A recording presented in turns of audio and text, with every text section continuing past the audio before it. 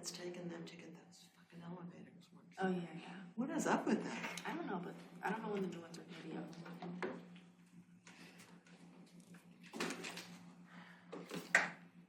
Hopefully they don't do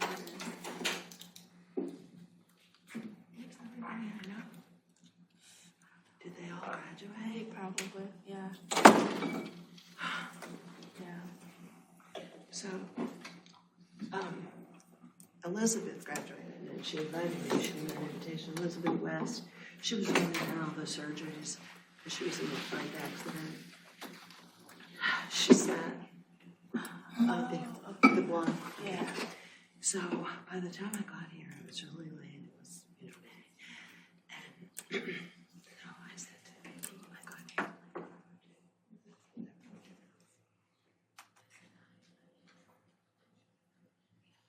There was one seat left over there. So I went over and he made me friendly on top of these people. It was Elizabeth's parents out of that entire. Is that crazy? And then nobody would tell me who was graduating with private. So I got a bunch of cards, $10 bill. So I left after the MBAs went. And then when filling out cards. Yeah. This man and his wife said, he said to me, do you have a card? And I said, I don't think so. And we got to chatting, you know, his parents are Yes, great. Hey, How are you? But anyway, is that like, that's 20,000 people. Are you twins then? I'm not a big baseball guy. When I do, I love that. Did you get from I just made it. It's just made it for 25 Virginia. minutes. Did you just Yeah, He said Steelers. It's like yes. I mean, it's very worse. The NCAA crash works. I gotta go. Oh, we're still saying. It was like a video type of program. Ben, you said you're from upstate? Yeah. Where from? Like an hour south of Albany. Okay, I'm like 45 minutes south, east of Syracuse. And I was in a summer course. It was not my side. What? Where from? It's like a small town. You said Copenhagen? Copenhagen. Okay. It's crazy. You know where Portland, New York is? Yeah. Okay, I live literally like 15 minutes from Portland. I think this course is going to be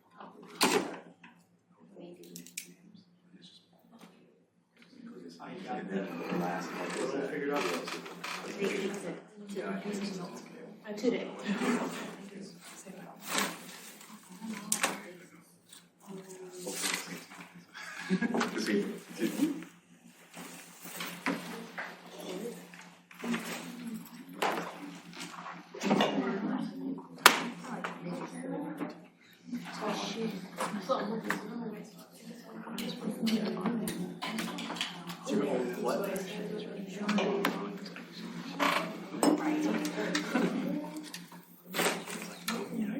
Do you have one here? Do you have one here?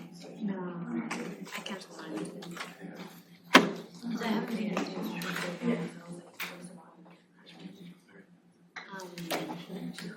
and then last time I went to the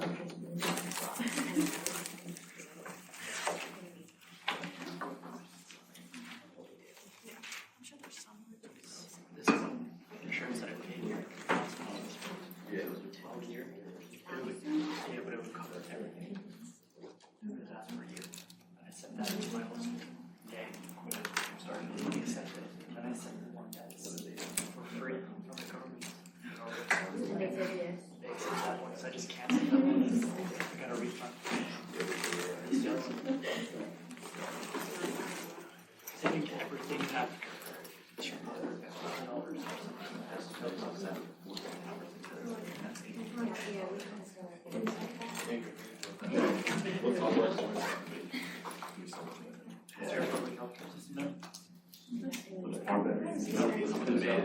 I wanted to do the job for 20 years. upstate part of you. I've been so anxious. It's always step one. Right. I'm even on time, which is like a miracle. And like 20 hours is like good.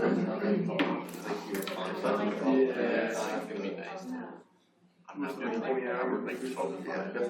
Like kids class. That's what I'm doing. Yeah, and then I'm not. I hope it's not. That's the goal. Yeah.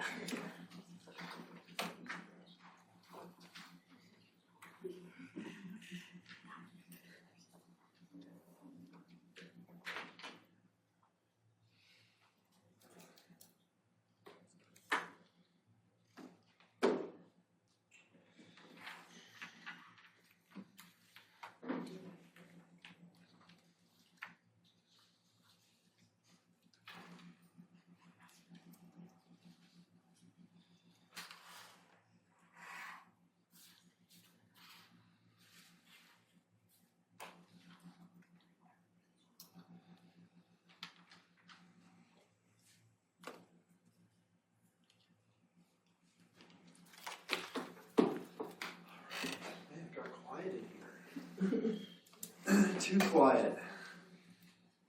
How's your first week been so far? Some of you have class last night? You? Yeah. Okay. All right. Good. Well, start running. Just get out there and start doing it, I guess. I don't know. Come on in. No. Good. How are you?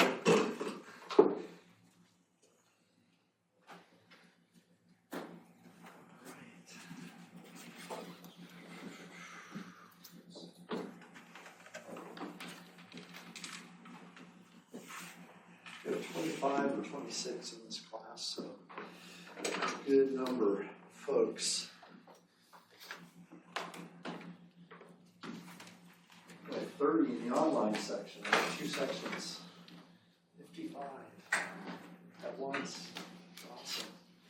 It's good, I think. We'll see.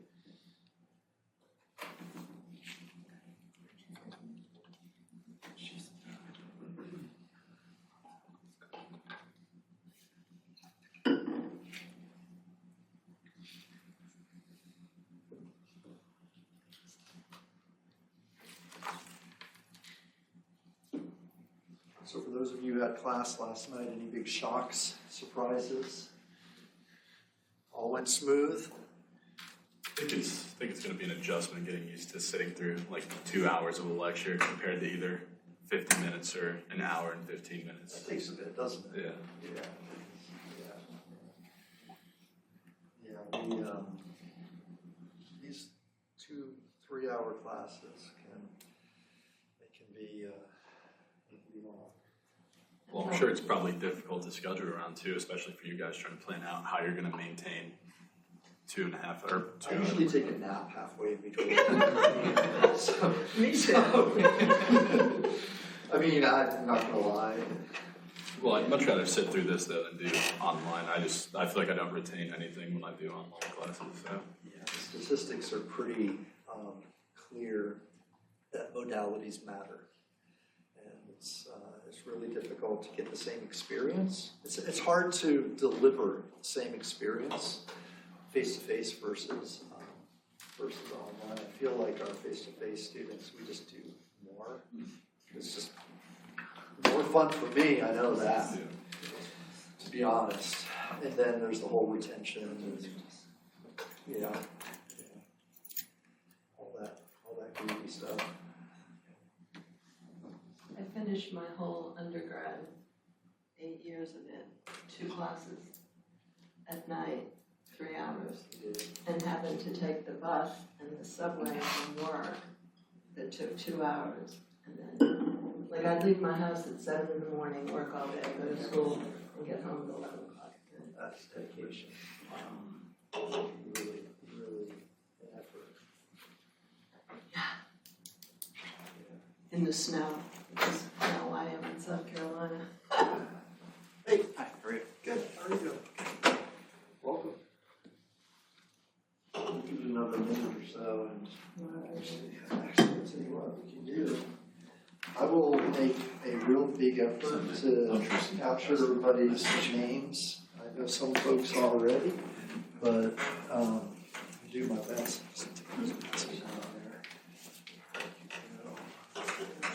I have some pens I'll pass around too, so the goal here is to get a name that you wish to be. I have some pens up. Yeah, those pens right there, any of those, I think. Nice and large. My eyesight is continuing to deteriorate. I feel like the seeds, I don't know. Try to. Oh, they did. I love mother. These might work. I don't know. I don't know the degree to which these will work well.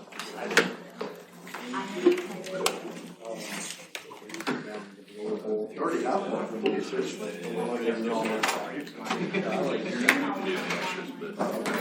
Well, you know, I will. These get lost from week to week. Post and circulating around. Just whatever I can call it. Yeah, okay. All right. Thank you.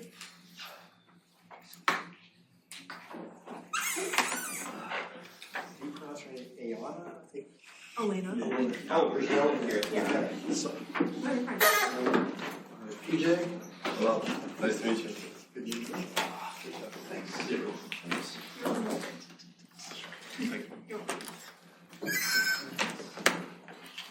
Sweet.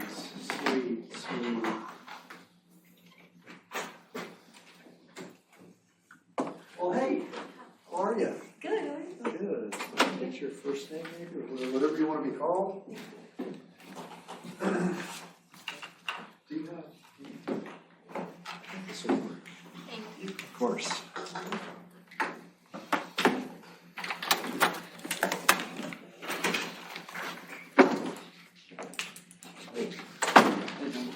I folded half of them the wrong way first, so some of you have to move in.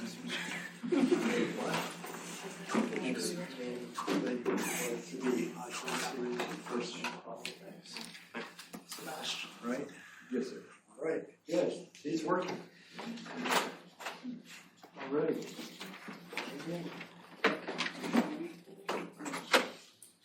Hey, Hello. how are you? Get your name on that first. Hey, or something where you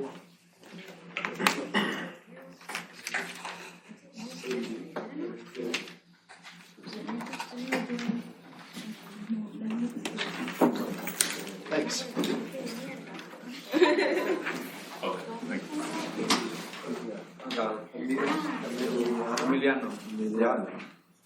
That's fine. All right. Dame clases.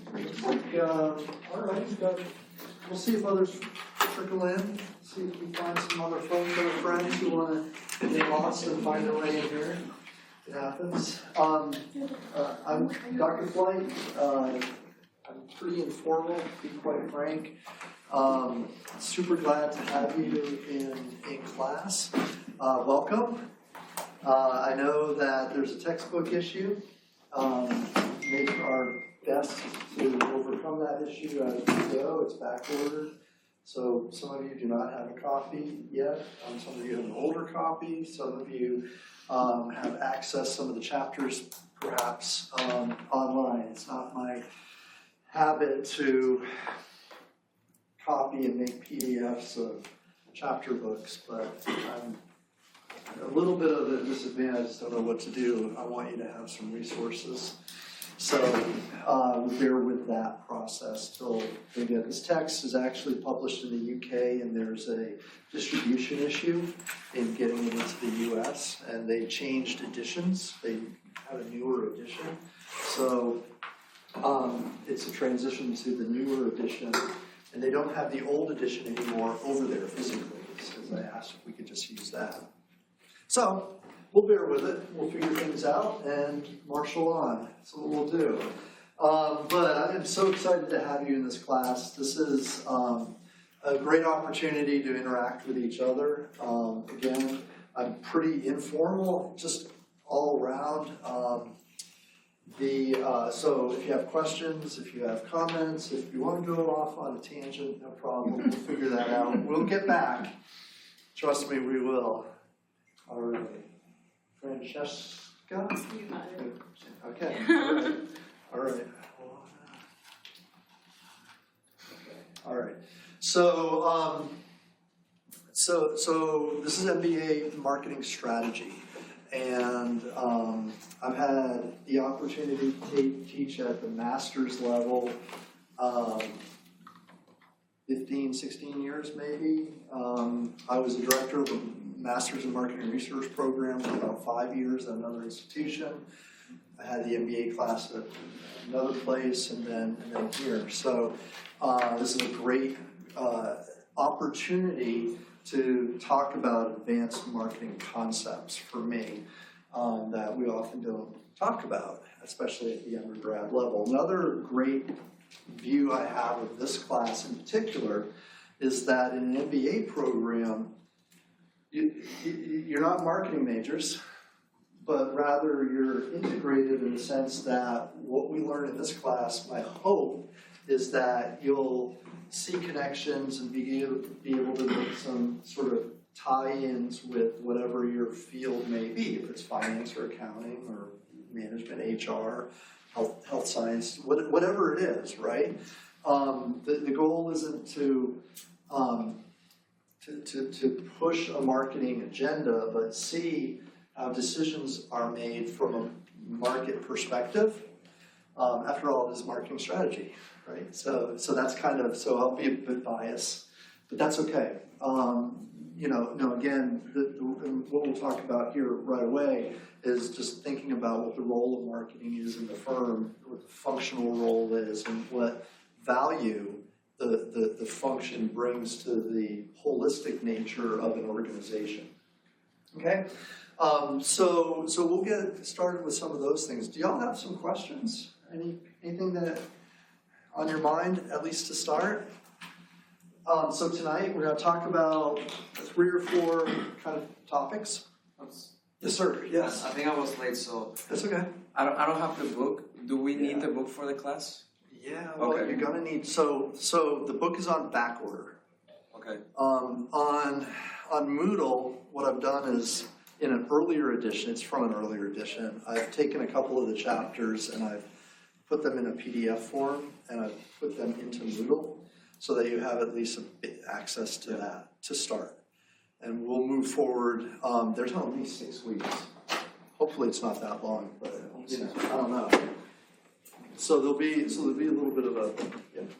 Which section did you put the chapters in? It should have been within the material where we're covering.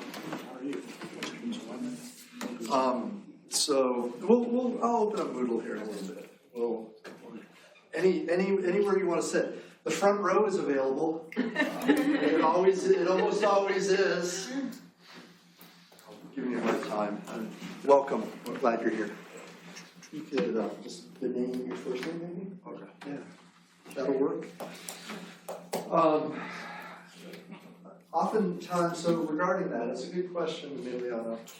I view the textbook as sort of a base and a jumping off point. The text is not particularly dense, but the topics in it are, in the sense that the text will talk about, they talk about market orientation tonight. That's in chapter 1. And they only spend a little bit of time talking about market orientation. Market orientation is an extremely big concept. There are articles and books and lots of stuff written on this one concept. And I happen to think it's an important one. So we'll talk a little bit about it tonight, much more depth than the text would. So the text will give you some good ideas, will give you a good base, but by no means would it be sufficient to really learn the material or understand or know the material at the depth that some of these concepts really are at. So what I tend to do is I'll take a chapter and I'll pick 3 or 4, 2, 3, 4 really key concepts that I think are beneficial to today's world and things that we'll move forward with. And we'll spend time talking about those at length. So again, the text is important, but it's by no means the thing that's the glue that's gonna hold us all together, right, as we move forward. There's a concept, for instance, called a synthetic customer. I don't know if you've ever heard of that before. Synthetic customer are customers that are created largely now through AI processes, where we can create entire markets of consumers out of AI-generated algorithms, and we can run and test marketing strategy on those synthetic customers without having to go to an actual market and spend the money for market research to test those strategies. That's not covered in the text, but that's something that companies are doing absolutely today that you're not going to see in a textbook for 10 years, literally.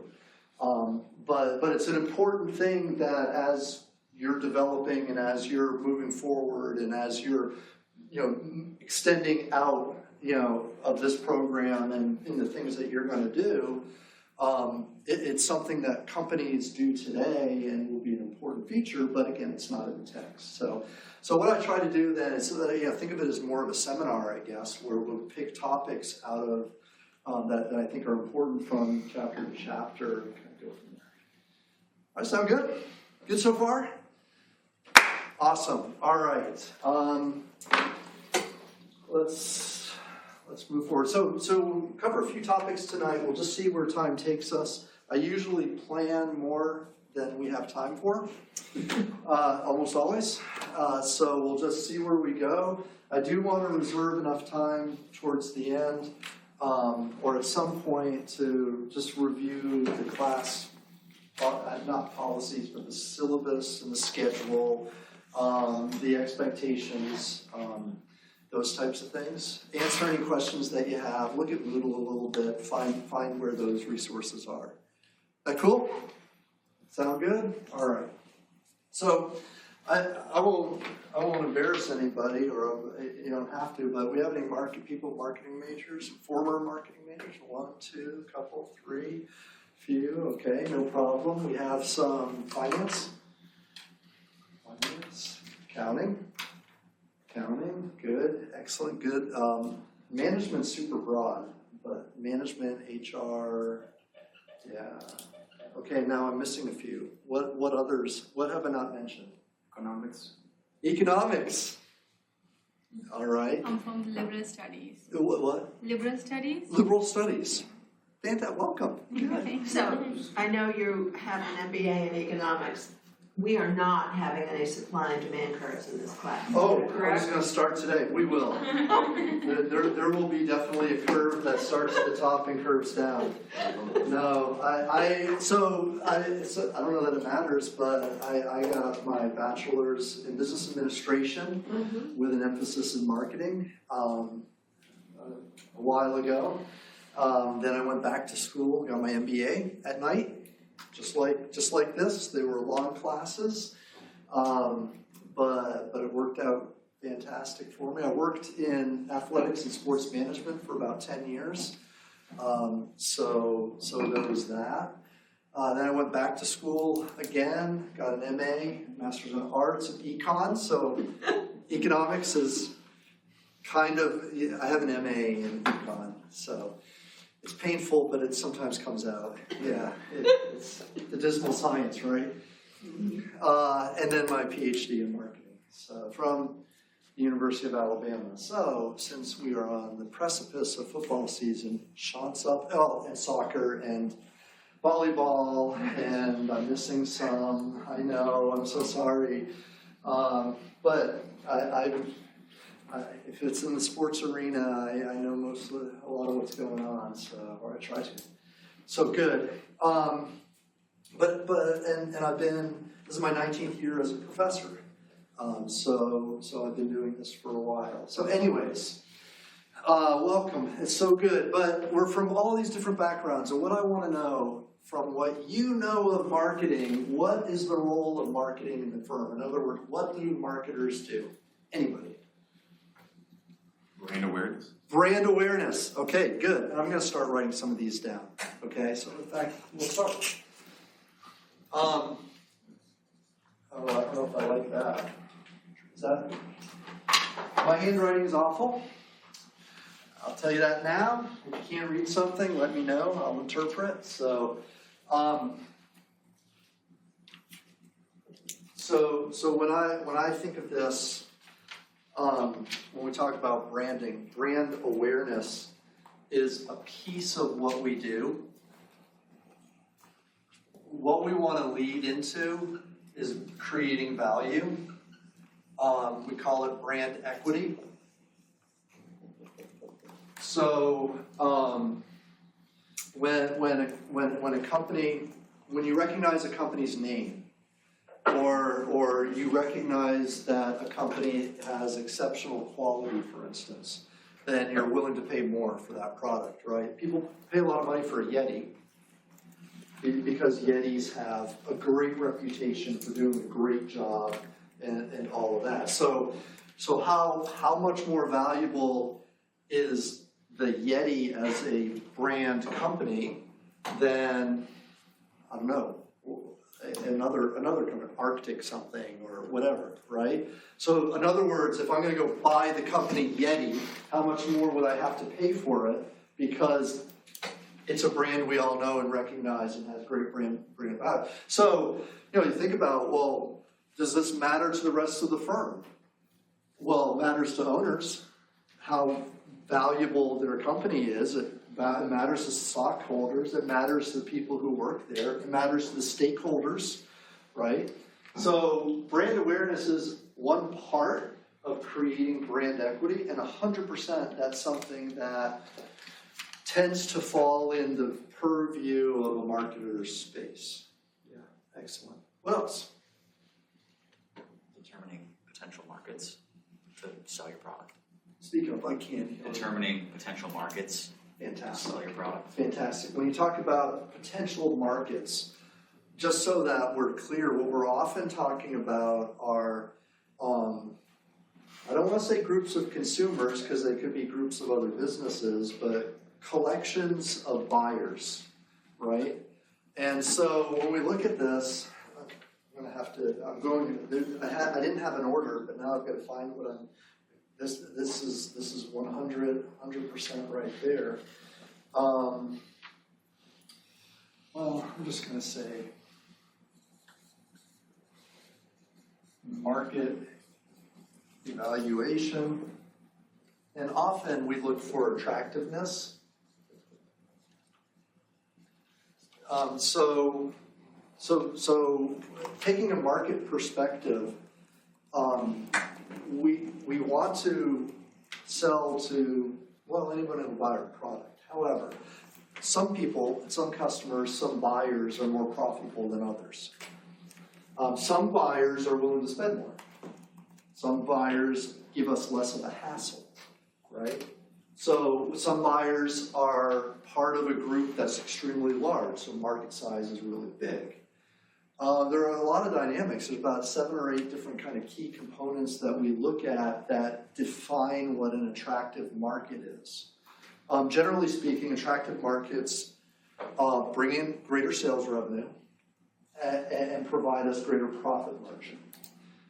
At the end of the day, if you're talking to other folks around the company and you want to speak their language, everybody talks about sales revenue, profit margin. Those are all good things that anybody around the water cooler will like to hear.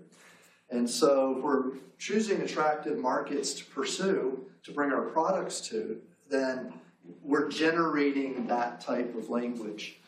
That's something that we absolutely do. Great, good job. Yeah. What else? What else do we do? I don't know if this is redundant, but I was going to say conduct research to drive sales. Okay, so I will say that 100%. Every single thing that we do here will be research driven. I mean, everything that marketers do. That's the thing. We literally in marketing. This is really a funny thing. I don't think I get anywhere with it. But In marketing, we literally have hundreds upon hundreds of metrics that we follow every single day to do the job that we do. And yet the perception is that marketers don't use numbers, or that we don't use data, or something out there like it's a creative space. It's a creative area in the company. You don't have to be good at math. Every single thing we do is measured. Everything. And we're judged on, and like we should be. When you're spending company money, you have to show what your return is on whatever you're doing, right? We have a return on sales. We have a marketing return on sales. We have a marketing return on equity or investments, our MROI, and stuff like that. So you're right. It's everywhere. Yeah. What else? Yes, sir. I'd say like managing customer relationships. Like I think the marketing department's the biggest part of the entire corporation. Yeah. It's here. Managing, I have listed here customer, and I'm going to use the word value in a special sense. So in marketing, one of the things we do is when we attract a customer, one of the things we want to know is the cost of acquisition, how much it costs us to attract that customer. But then, in the same conversation, we want to know how much that customer is going to spend with us over a period of time. So we have a calculation called customer lifetime value, and it's kind of like in finance, present value of an asset. It's like, so this idea that if I attract you as a customer, you're my customer, over time, what I can do is I can estimate anyways, how much you'll spend over the lifetime that you are my customer and take account for some type of cost of capital, basically.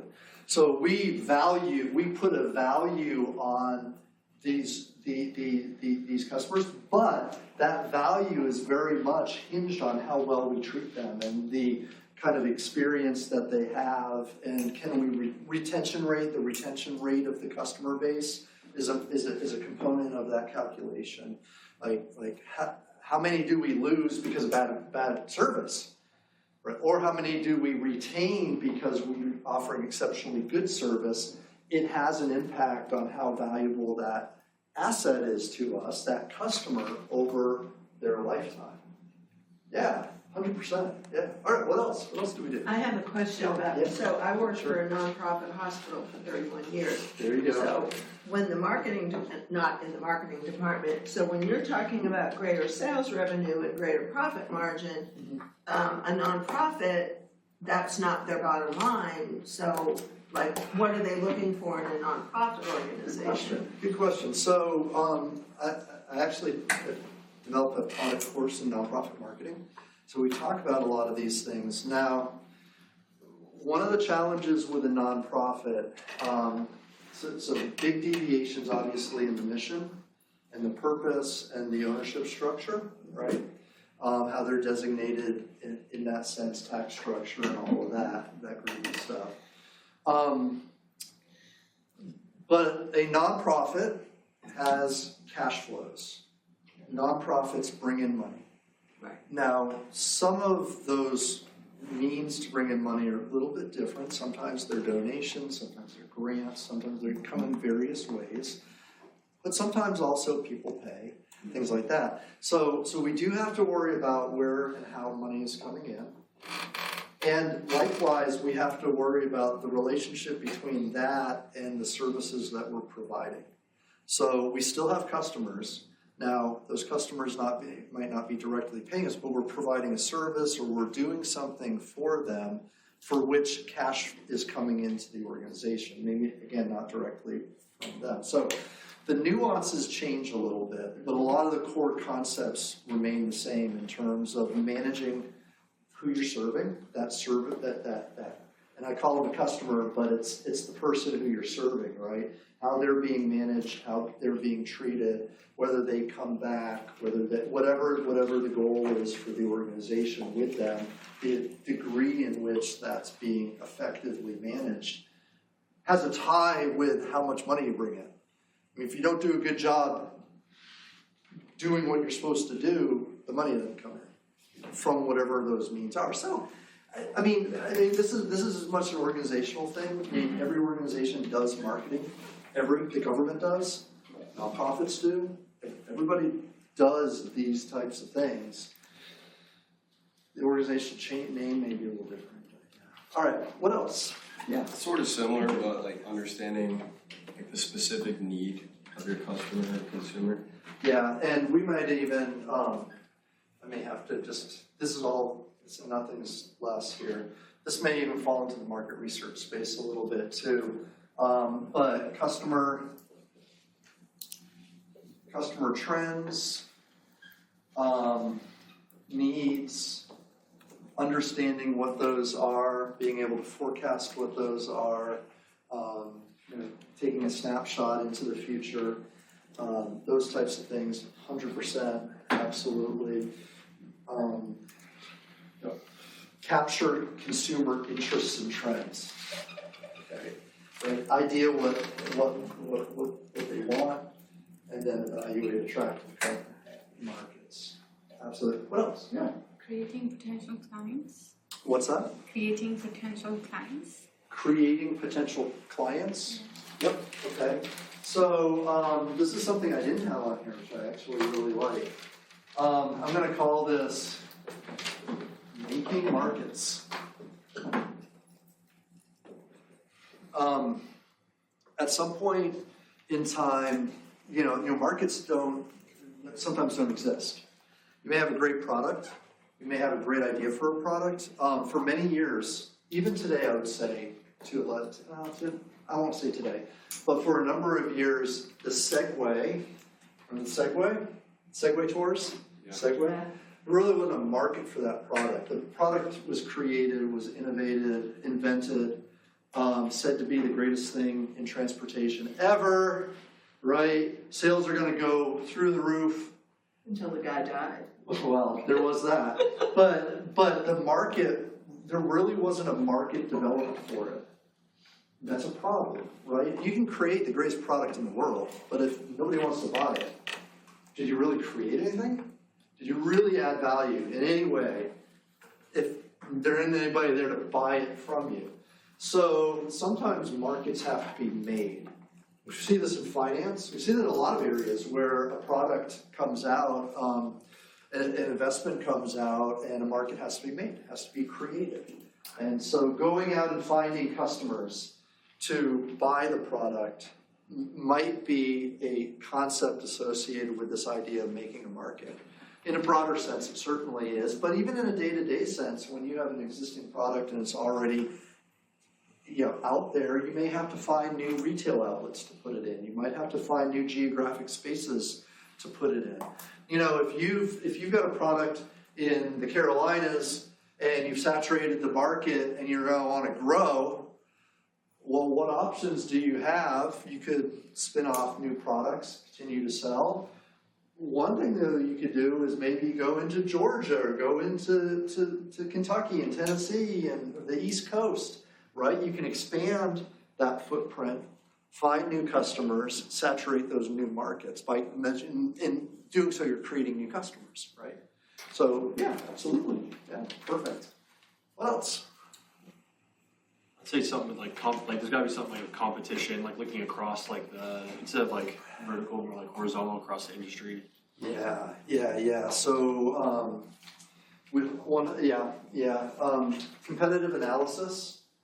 And again, I'm just looking for space on the board here, nothing else. Competitive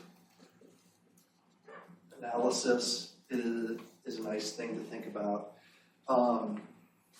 So we sometimes find ourselves in niches or whatever. The textbook will tell you there's 3 more or less forms of creating a competitive advantage.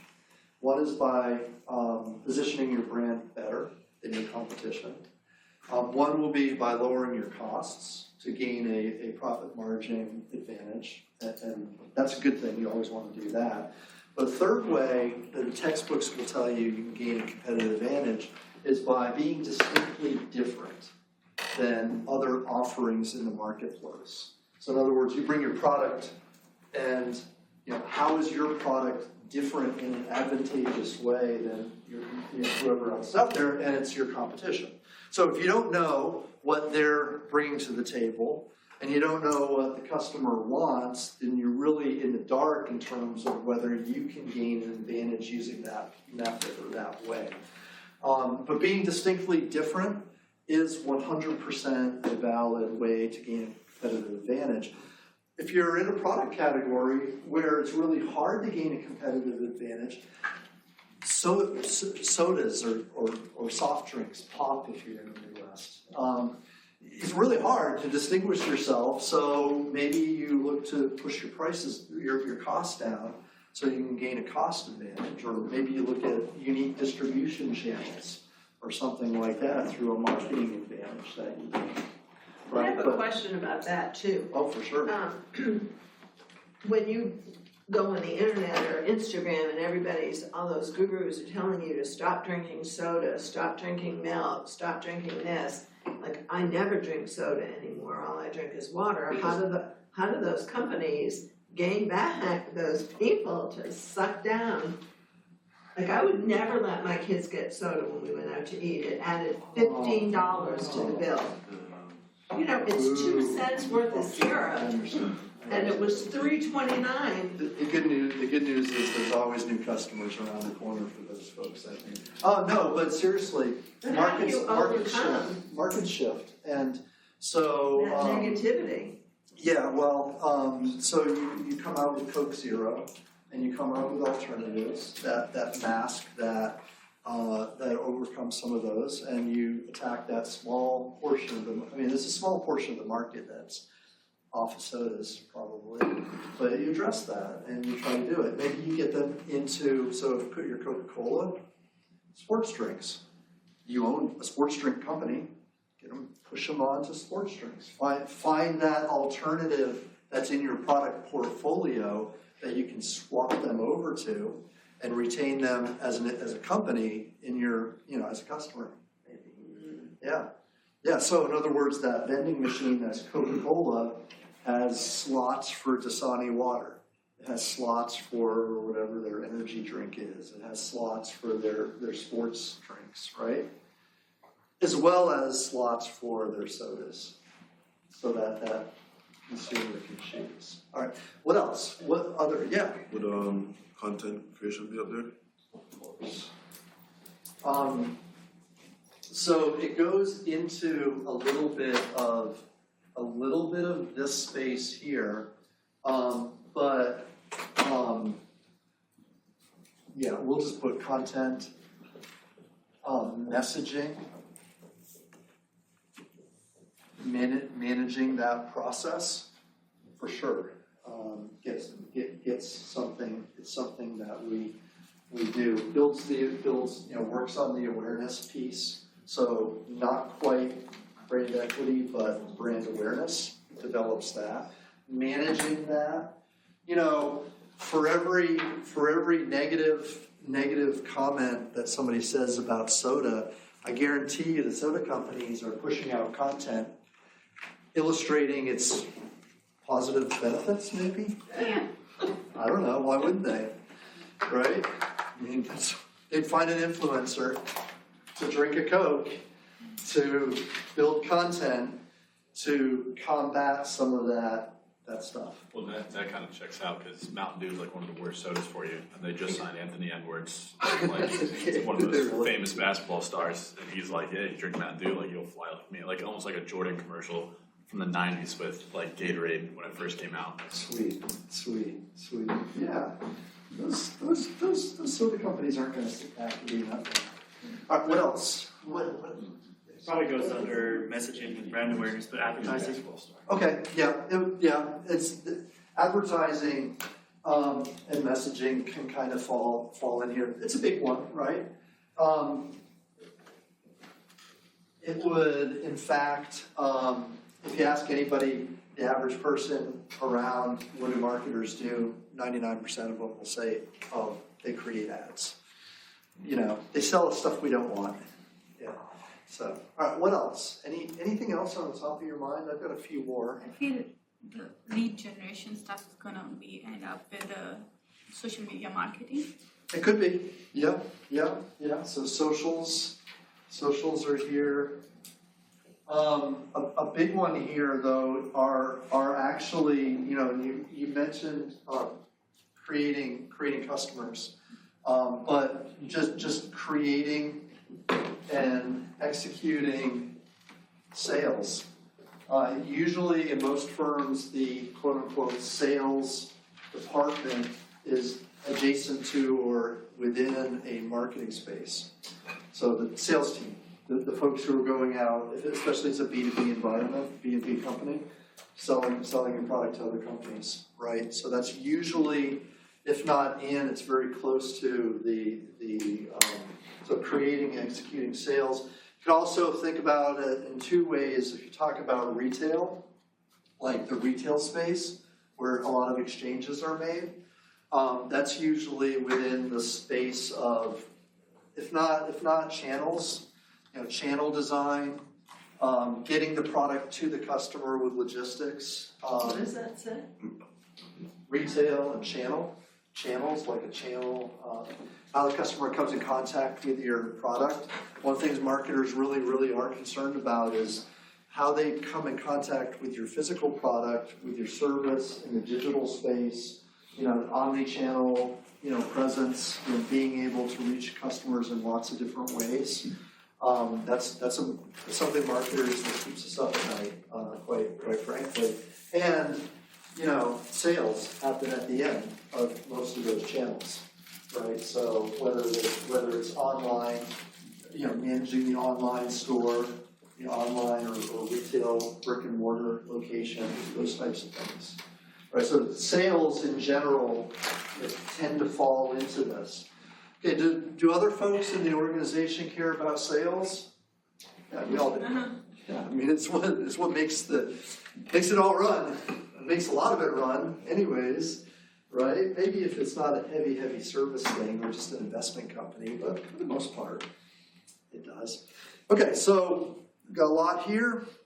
Initiate, generate sales revenue, manage perception of the company and the brand, capture consumer interests and trends, identify what the market wants, and so forth. Develop channels of distribution, whatever those might be. Couple others. Managing consumer value. That one there. Two others that I think are worth talking about. Actually, two or three others. Product development. Okay, that's a big one. Again, I'll mention it a couple times over the course of the term. We look at where our cash flows are, what's generating income for the company. And if you watch quarterly returns, if you're listening to company news, when companies want to create a perception of brand value, sometimes they'll say, hey, you know what, we're really excited about this new product line we're going to launch, right? I mean, that drives markets. That drives investors, right? Investors want to see how you're going to grow, how you're going to grow revenue, how you're going to increase whatever, right? And if they don't see that growth, there's a problem. Your company won't be valued quite as well. So we're going to develop new products to help, create that narrative and create that story. And we're going to gain additional cash flows by creating new products. So there's a whole thing that we do, right? So we watch about competition. What are our competitors bringing out? We need to think about what our customers, right? We've said customers a lot. What do our customers want? What do they need? What will they buy? The third thing that we deal with product development is we think about what we can do as a firm regarding firm resources. Do we have the capability of creating this new product? And if not, what are we going to do about it? Read an article yesterday, I guess, maybe. Ford Ford Motor Company. They're eliminating 2 of their SUVs in 2026. At the turn of the calendar year, they're closing down, I think, 2 factories, maybe 1, right? And they're getting rid of the Ford Escape, and then one other one, I can't remember. I didn't recognize it, so I don't know. And they're retooling the factory, or factories, and again, I'm blurry on whether it's 1 or 2 factories, at a cost of $2 billion to develop, redevelop, continue to develop, and push their line of electric trucks. Whole new, electric trucks aren't new, electric vehicles aren't necessarily new direction, or not a new direction, but a greater emphasis for Ford. The Ford Escape is their 2nd best-selling SUV, so they're getting rid of, to retool their factories so that they can produce more electric trucks and move into more truck line vehicles, right? So that's like a big decision. That's not a small decision. That's someone will lose their job if that don't go right? That's a big deal. But it should be, right? I mean, that's the type of strategic decision. Now, is there a market? Has somebody done some market analysis to determine what demand will be for that product in a Ford logo, right? Do they have the capabilities to create this product? Well, they're creating them. They're developing them, right? As that transition in the factory goes on. And what are the competitive pressures that they're experiencing that either are pushing them into this or competitive or opportunities in the competitive landscape that suggest that when they do create these vehicles, they'll be able to have a market impact that they would want. I mean, the Ford F-150, I don't know if it is the best, most successful, product line in the auto industry ever, but it's pretty up there, right? I mean, there are a lot of F-150s out there, and there have been for a long time. So can they duplicate the success of the F-150 in electric vehicle modality, and is there an opportunity for them in a competitive landscape to do it? I'm sure they think there is, and there probably is, right? But this is a big one, right? So when companies want to grow revenue, when they want to expand, you can expand in markets or you can expand in new products. It's generally the 2 ways you do it. And that's one of those big things. Product management is another area. It's a little less talked about, but equally, if not more important. When Ford looks at that portfolio of products, so they look at all of the products under their name, they've got to balance what they're selling, where they're selling. Do they add versions of cars? Do they delete them? Do they take away whole lines? When do they add something new, right? And when they do, how's that going to impact all their other sales? So they're going to launch and bring out new electric trucks. How does that influence the sales of their existing truck lines? Right? What is that cannibalization going to be? What's the rate at which that's going to happen? They measure that. That's something we calculate.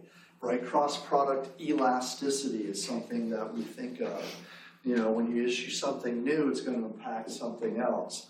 If McDonald's offers, tater tots, their French fry sales will go down. How much? They'll need to measure that. They'll need to know. And then they'll look at the cost structure of both, and they'll determine whether that increase in tater tots is worth the decrease in French fries. Right? So it's like a portfolio management issue when you're starting to deal with broad product lines and such. That's something that marketers do as well. And then the last thing I'll put on here, we don't have a lot of space, but that's okay. We tend to think about, I know I'm walking on, I don't even know if you can see this. It says manage.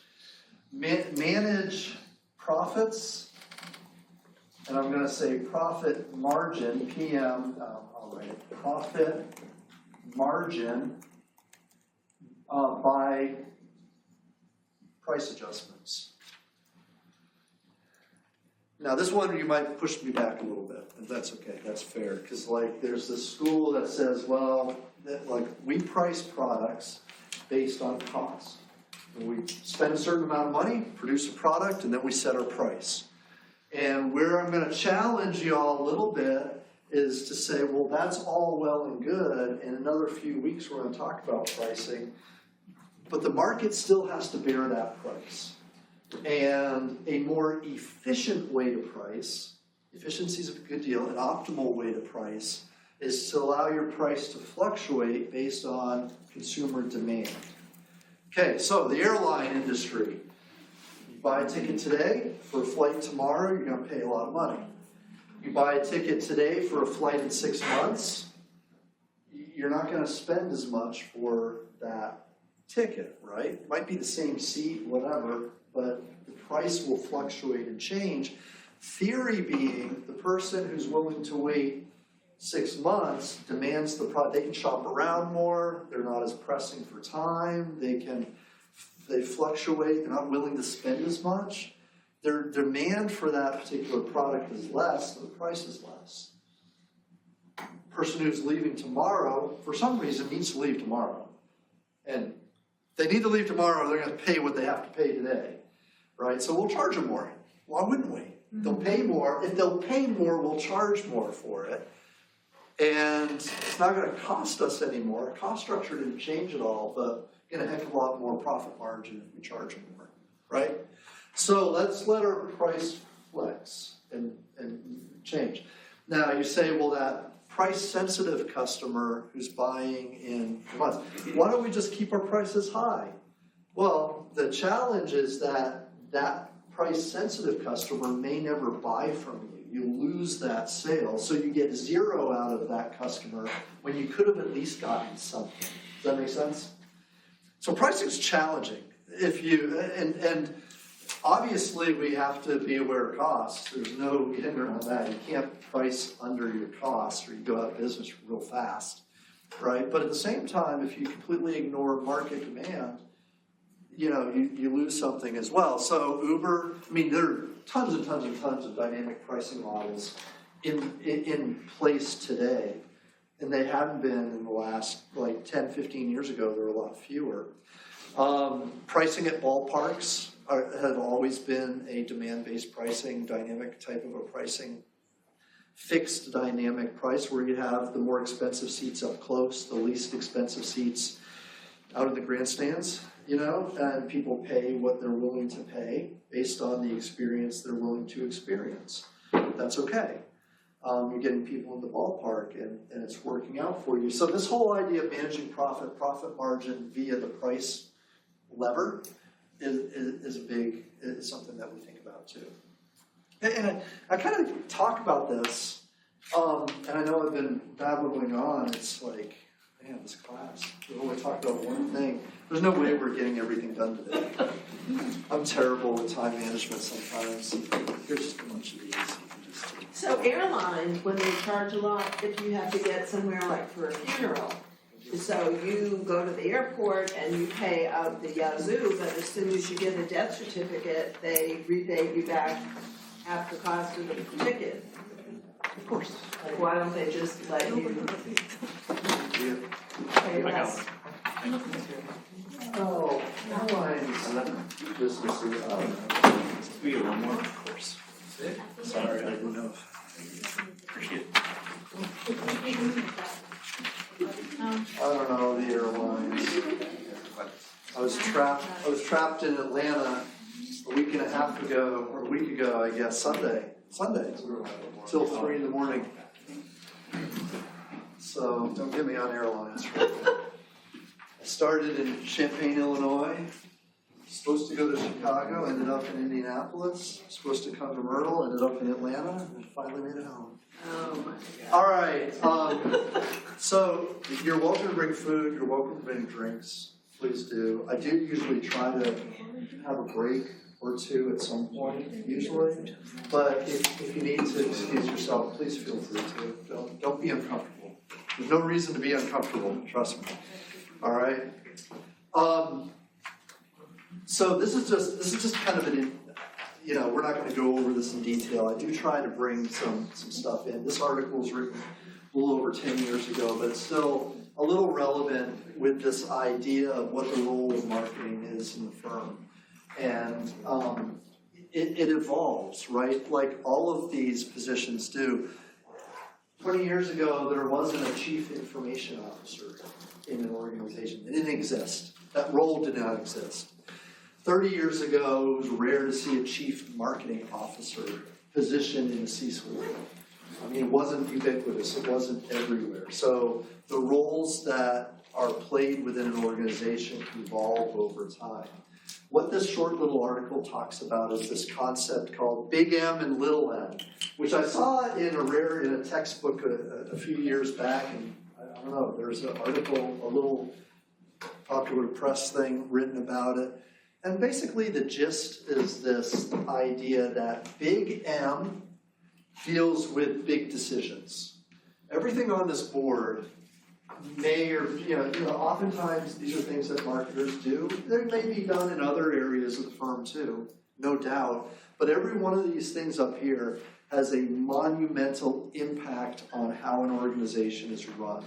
Whether the organization is successful or not, whether it's profitable or not, whether it moves forward or dies off. All of these things have to be done to some capacity, and to more and more of a degree,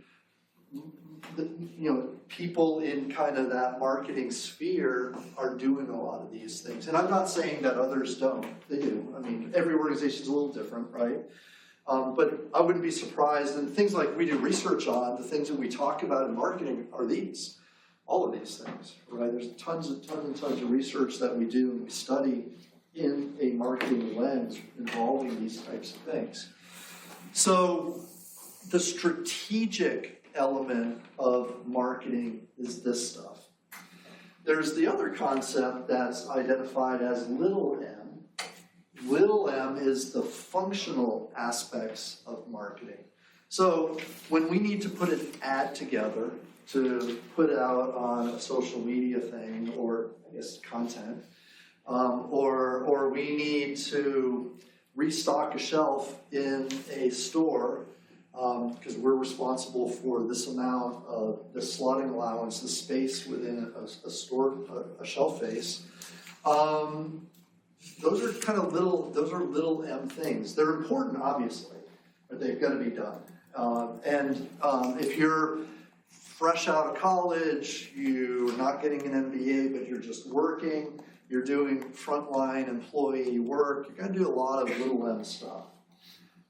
But in short order, as you gain a little bit more experience, you change a couple jobs, you become a manager, you move up, you do this, you start getting involved in these types of problems that the organization has until you reach that CMO, C-suite, whatever you're in the C-suite decision-making space, which is big M.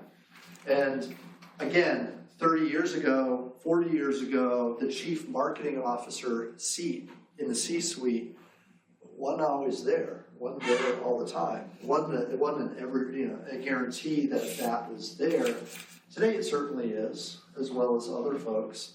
And so the expectations of the role of what marketing is today is a lot different. It's growing and it's dynamic in probably a good way. Okay, so that's kind of the introduction of the class. I mean, I know, we don't, in this class, we're not going to learn how to do social media posts. I don't know how to do those. But I love strategy. We think about buying resources, collaborating with other companies to put a new product out, identifying new markets that are vulnerable. Those are good things to talk about. Those are the fun things to talk about. Okay, so how y'all doing? You doing okay so far?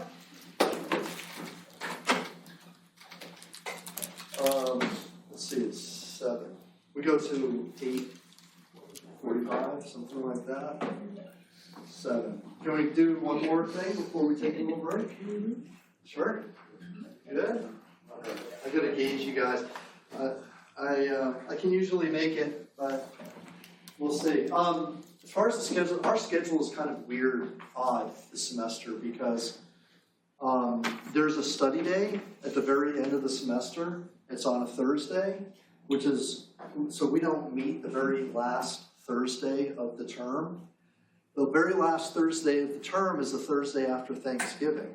So literally our last class meeting is before Thanksgiving. Isn't that crazy? That's weird. That is. And also on the 30th, we have a home football game, October 30th, I think. And it is incredibly difficult to have class when we have a Thursday football game. It's just not worth the challenge. We should all be celebrating our athletes and going to all the events, including Thursday football on that date. So that's the day we won't have either. So we're literally only meeting, I think, 13 times, something like that. So I need to pack as much in as I can, but with that said, I don't want to cause too much pain. Information, just kind of, it has trouble to absorb sometimes, so. Well, while you were racing, I have another question when you talked about strategy. Yeah. So Ford, when you talked about them going to electric cars, are they waiting for all the baby boomers to die before they bring in all this newfangled technology that we don't know how to use? You know what?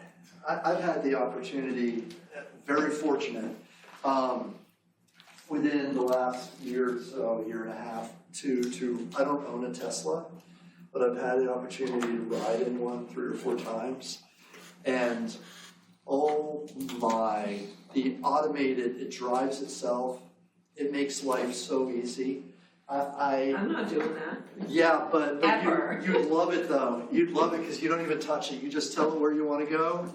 Literally, you can't fall asleep in front of it, but it is so awesome. Everybody, I don't know when it'll happen, but I guarantee you, I don't care what you think about Elon Musk and whatever and Tesla, that company is not going out of business. It is not. It is way too advanced. Their stuff that they're doing is amazing.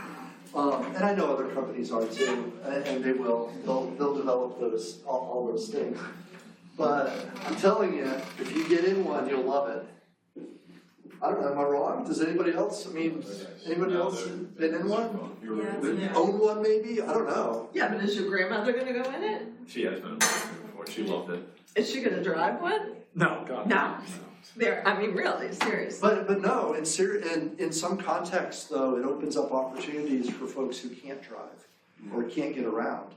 It's going to open up windows and opportunities for folks who have mobility issues or have inabilities to do that. It's the future. It just is. Right. I'm embracing it. Well, you'll be here. I won't. I don't know when it'll happen. It might happen within the next year or two, but yeah, it's going to happen. So. Okay, the role of marketing. Again, chapter 1 talks a little bit about that. I feel like it's worth spending a moment or two, though, in dealing with that. Another topic which is kind of important, now this is going to go a little bit, again, the roots of marketing. The roots of marketing are very much entrenched in economics, in the sense that you've got buyers and you've got sellers. And in a market-based economy, we're very focused on bringing buyers and sellers together so that they can make an exchange. Goods and services, they might barter back and forth. If there's a currency, they might be exchanging currencies or products for currencies and so forth. So in other words, what makes our economy go is the ability to have buyers and sellers come together in a marketplace and make an exchange. So there's a whole space and area called exchange and exchange theory, which is largely this concept based on the economics of bringing things to market. Two or more parties come together. They both have something the other wants, they agree to terms, and they make an exchange. It happens today. It has been happening ever since humans have been around. Thousands and thousands and thousands of years, people have been coming together and finding mutual or needs that could be mutually satisfied by the other party. You know, whether it was 5,000 years ago when somebody came with a basket of wheat and somebody else came with a barrel of milk and they said, let's exchange, right? I mean, that has happened. They both had a need. They both could satisfy the other party's need. So now we fast forward to today and we're like, well, does this still happen? And the answer is, yeah, in different ways. We have different, our markets look different. We have supermarkets, but we also have malls, and we also have Amazon, right? I mean, so things look different, but the fundamental concepts that have driven market-based exchanges for literally thousands of years stay the same. And to a great extent, this is what marketing is based on. And so I think it's healthy to think about the context of marketing, the role of marketing from this perspective as well. So we'll draw up a couple things. By the way, I have on the Moodle, there are PowerPoint slides. Sometimes we'll use them, sometimes we'll use them more than others, sometimes not. So there are those resources for these types of topics. Like there's a PowerPoint that has all this ugly stuff on it. There are also videos there. So I also, by the way, oftentimes record the class, just this part up here, so that if you miss a class, I'll usually try, they take a while to, because they're big files, but I usually try to post them so that if you're really having trouble falling asleep, you can put it on and 2 hours later you'll be sound asleep, you'll be good to go, right? But no, those are other resources there for you. Just, I've done this in different modalities so many times that I've just kind of collected them. So if it helps, great. I hope it does. So we have a firm or the business. I wonder if this one's better. This one might be better. And then we have, oh, look at that. Customer, right? And this is kind of where it all starts. And it's not a challenging set of arrangements here, but the firm and the customer come together in a marketplace or a marketplace. If you're online, you might call it a market space, right? A little play on words, but you come together in a marketplace. So you have to be able to find them. They have to be able to find you. They have to be able to come together and kind of facilitate things. There will be five kind of key things that are involved here.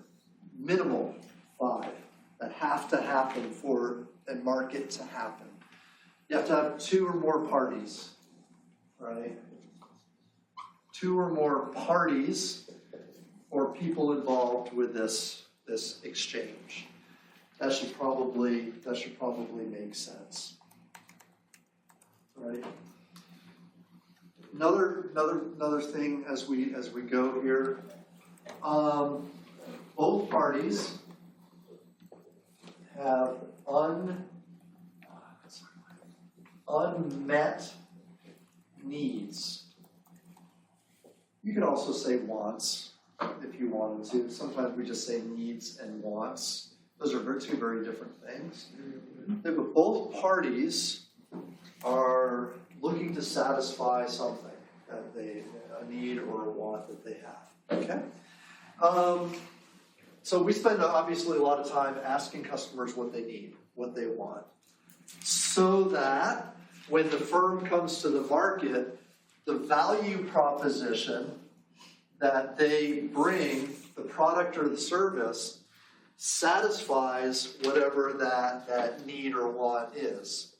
We don't know what that is until we do some market research, but it's obviously kind of a big deal. If you want your customer to buy your product, the value you're creating, it needs to be in line with or match what that customer wants, right?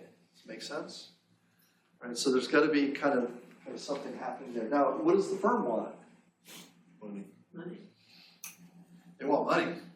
They want to cover the cost of the value they've created in the market, the product and service, but then they also want to make a little bit of profit, right? So they want this. Who has this? Hopefully the customer. If the customer doesn't have this, exchanges don't take place, right? If the firm doesn't have a product that meets needs and wants, an exchange doesn't take place. It just doesn't. It might take place once, but it's not going to take place repeatedly, right? It won't. It just doesn't happen that way. Okay, so two or more parties both have unmet needs and wants, so which naturally leads each party can satisfy the other's needs.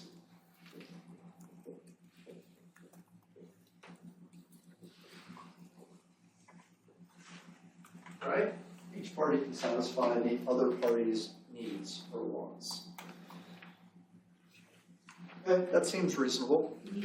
Right? I have a question. Of course. Related to the market research. Yeah. Realistically, just like in these days, how do you do the market research? What are the tools to do the product research?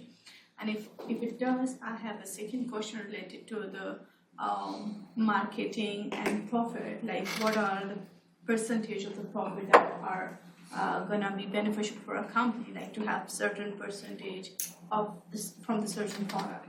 Okay, no, those are great questions. So the first question deals with market research. How do we go about doing it? Or how is that done? That's a super big question. We will often ask customers. We'll watch customers. We'll look and see what customers like and don't like already and kind of make some assumptions, but we can ask them. We can do interviews. We can do focus groups. We can do surveys. There are any number of ways that we can identify what the customer wants, and we can put into those research tools our product so that we can measure the context of their interest based on the products that we're offering and then change those products if we need to. So it's a whole professional field of market research. Market research is enormous. Billions and billions of dollars are spent year-round on that question.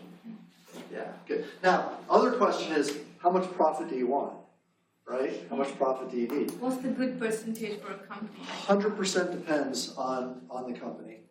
100%. Grocery stores work on a very, very small margin, super small, 1%, 2%, 3%. Gas stations work on a very, very small margin. You know who makes the most money off of gas? I wrote a paper on this. It was published like 20 years ago. People who make the most amount of money on a transaction at the gas pump is the government, without question, by far. No.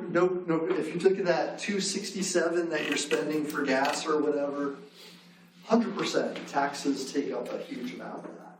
The actual gas station only gets like 5 to 8% or something like that of that money. They make money on what's in the store. Hope they do. Yeah, they're providing a service. So retail stores or gas stations, grocers, very, very small profit margin. Furniture and jewelry, huge profit margins, hundreds of percentage points in profit margin. So it really runs the gamut on what you would consider a good profit margin, depending on your product category, your competitors, your cost structure, those types of things. Yeah. And it varies also within the firm. McDonald's makes enormous profit margins on soda and French fries. Their profit margins on burgers are much smaller. They could even sell a burger at a loss because they know people will buy a drink and fries and capture their margin on those products. So there are some products, again, managing a portfolio, right? Yes. You're willing to have a loss leader in there if it means, when we buy hot dogs at regular price or on sale and we buy the buns at regular price, the grocery store is still making money because they capture that on the bundle of goods that we're buying. So it's a super good question, but a really one hard to answer kind of, right? It's kind of one of those. I was expecting some of the side of the research tools, like there are some in the market like Helium-10 and Jungle Scout, and how people do for the online research thing. So yeah, I was trying to get an expert view on that. There are So yeah, that was ways very to helpful. do Thank you. research. There are whole industries associated with it. All right, number 4, communication. Must exist bilateral communication between the parties. Each party has to know that what the other's doing, those types of things. And number 5, this one's really tricky, or a little tricky. Each party should at least, and I'm going to say they either actually do or they feel better off after the exchange. So they are either tangibly better off or they at least feel better off from making the exchange than when they were before the exchange. So you go to buy a product and you feel like the product's beneficial to you, it's satisfying the need that you had, and you are in a better condition or state as a result of resolving that need. Makes sense, right? So this is like one of these things that's important when we look at the customer and this whole idea, are they better off? The way we define this is kind of the way we define how customers view value, and it's the ratio of the benefits they receive to the costs that they have to give up. Okay, so for a customer to feel better after the exchange, this has to be positive, and the benefits that they perceive they've received needs to be, at least in their mind, greater or better or bigger than the costs that they had to give up to receive those benefits. Does that make sense? Absolutely. Right? And costs include price, like the money they gave. It also includes search costs. It also includes the time. Social costs, like if I get this sweatshirt and all my friends laugh at me, even though it was a good deal, my social costs have been damaged, right? Right? You wouldn't laugh at me, would you?